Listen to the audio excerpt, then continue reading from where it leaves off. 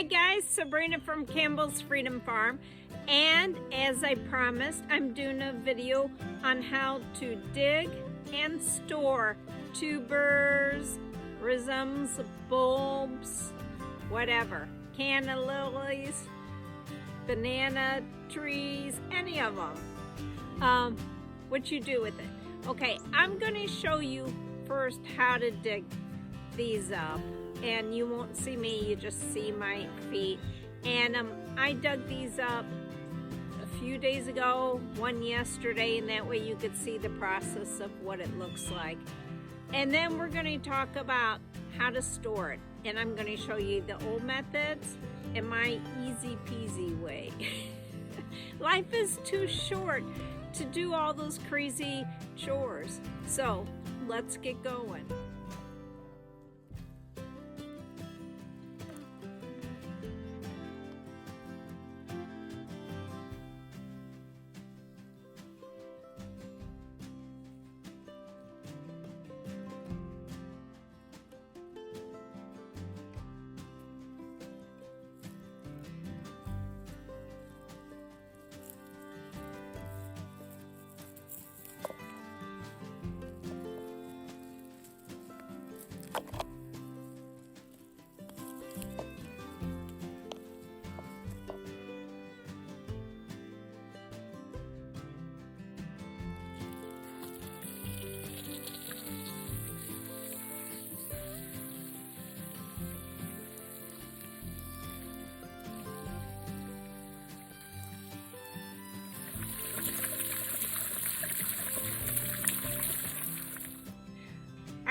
Was that crazy? I can't believe there was a snake in one of those black concrete planters. That was a surprise.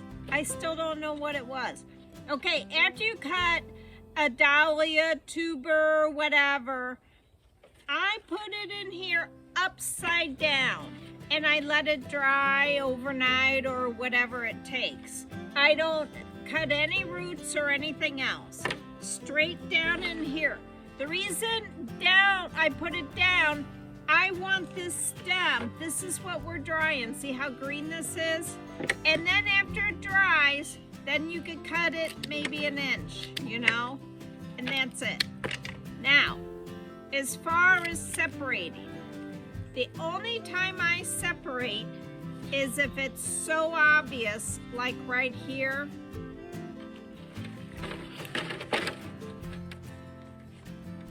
Okay, see in between here? This is going to be hard to store, so I'm just going to cut this in half. That's the only time I'm cutting that, okay?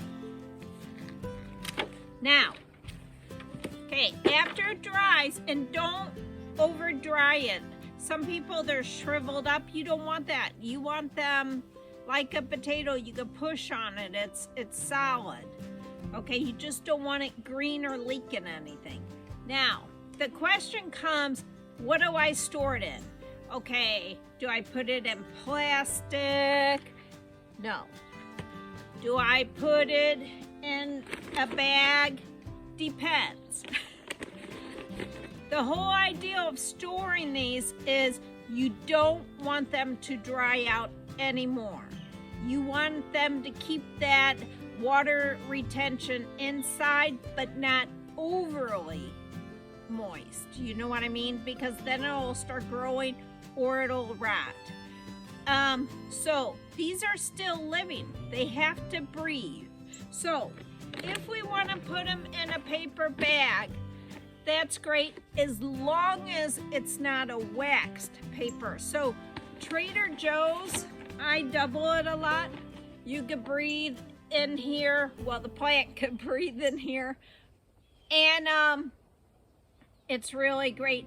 Just make sure that it's not stored in a basement or garage where there's moisture, because this starts molding. That's the problem with that. Now, other people put it in boxes. You can't see it because everything's on here. If you use boxes, drill holes or get a box with holes so it could breathe, just in case. Now, my my favorite, and don't laugh. I go to Dollar Tree. These are easy peasy, got a handle. If you don't have a lot, they got the short ones like this. Yes, it's plastic, but it's got holes.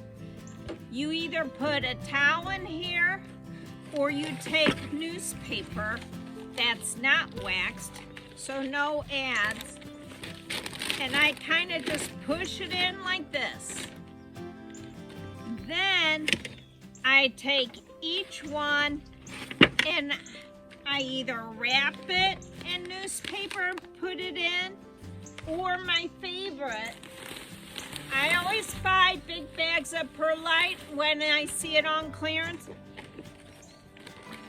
I put 3 inches of perlite, put 2 burrs, and just mix them so they're not touching, and you're done.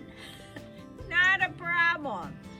So the only thing you have to do is keep it, make sure you have to pull some out, make sure they're not over drying, and if so, you just spritz them with a little water.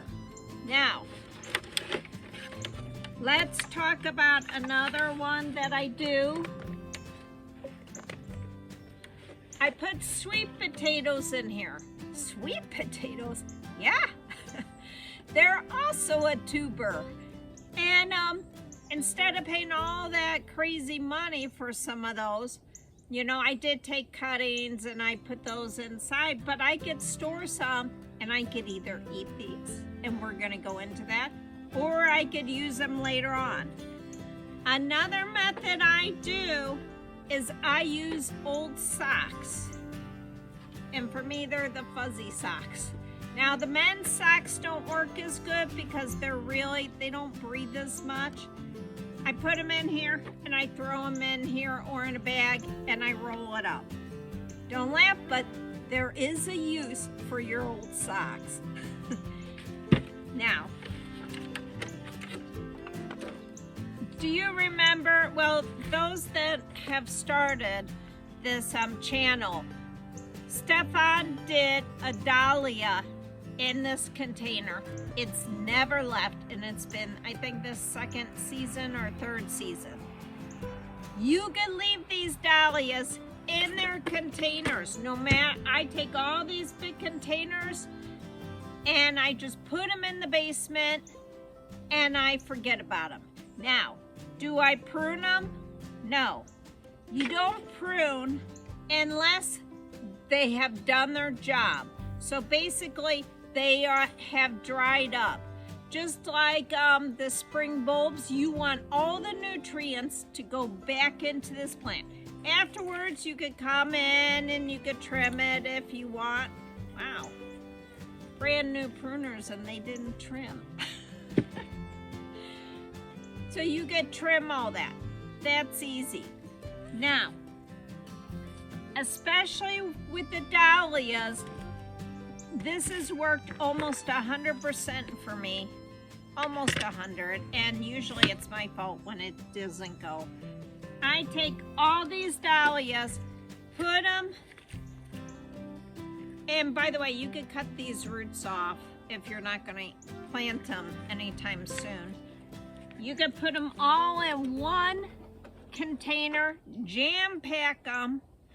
I mean, don't have them touching, but you know, within an inch of each other. But I could get like 6 in here. Mine are small because these are newer ones. Fill it with dirt, put it on the basement floor, make sure it gets watered maybe once or twice lightly, and that's it. You, in the spring, you know when it's time because they'll start waking up. You can pull them up and divide them if you want, and 6 of them in here. No bags, no buying perlite, no anything. Remember, life is too short. Now, I want to talk about all these plants that I pulled out. Okay, do you know what they all have in common? They're all major food sources around the world. That's right, a canna, sweet potato, even if it's ornamental, which is actually kind of the original. The elephant's ears. Oh, elephant's ears are a big one.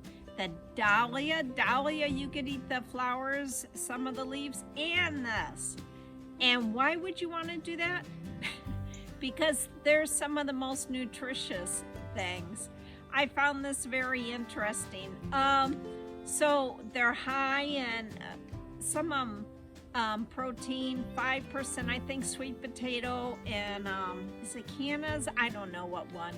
It has like 5% protein, some 50% of vitamin B6. You know, I think sweet potatoes 21%. I mean, these are major food supplies. The rhizomes, I always say that wrong, and the tubers and all that. So next time you see one, kind of think about that, because one of the videos this spring, I go to a lot of Asian markets all around, and the elephant ears, they have the roots there, and also toro leaves, which are great. And you could take those, save a bundle, and you could get them and start rooting them back. It's really interesting. So that's kind of why I brought it up, but I also thought it was cool that these are all edible. So after you get it all down, then you can invite Huggy Bear and me over for dinner. But this Sabrina from Campbell's Freedom Farm, I'm doing this video on Sunday because they moved up the frost in Missouri. I mean, we've already had frost, but they're saying major frost. And so then tomorrow we're going to talk about bringing in the figs and the lantanas, and also my favorite for those that have had my tea, lemon verbena. I keep that as a bush and bring it in. So I'll see you then. Bye.